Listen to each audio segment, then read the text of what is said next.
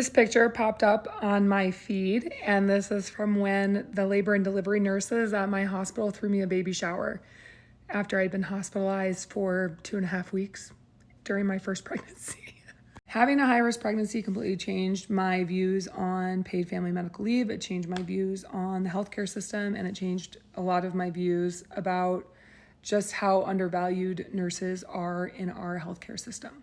I had placenta previa, which is when your placenta grows over your cervix, and I had a complete previa. There was no way for the baby to be delivered vaginally. So I ended up having an emergency C-section at 35 weeks. I was bleeding quite a bit, so I had to be hospitalized twice. At the time, I had no paid parental leave, no paid family and medical leave. I had to use my sick time and my vacation time. So being hospitalized, going to all the appointments, it ate up quite a bit of all of that leave that I had been saving for a maternity leave. My daughter's lungs were not developed completely, even though I had the steroid shots. And so she ended up having quite a hard time when she was first born. She had a treatment of nitric oxide, which saved her life. However, we were in the NICU, which also ate up quite a bit of my sick leave. I ended up using almost all of my vacation and sick time. And so when I got diagnosed with postpartum PTSD, I had no leave for mental health services.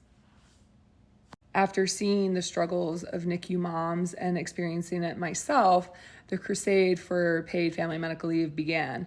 And it was at the time federally, but I just don't think that's ever going to happen. So focused on the state level, I live in Minnesota, and January 1st of 2026, paid family medical leave goes into effect. And pregnant people get 20 weeks of paid parental leave.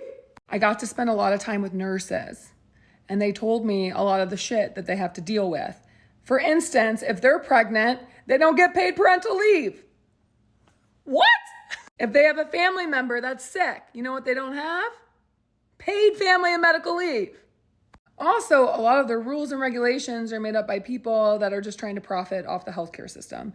And yeah, I was like, no. So again, started really talking to legislators here in Minnesota, lawmakers here in Minnesota, about what they could do for nurses. And no, not successful on that front at all because of freaking Mayo. I really wish I had the wherewithal before I had children to actually understand what was happening with legislation and lawmakers, but it's what started the fire. And here I am now, continuing to educate and advocate for paid parental leave, childcare, and women's rights.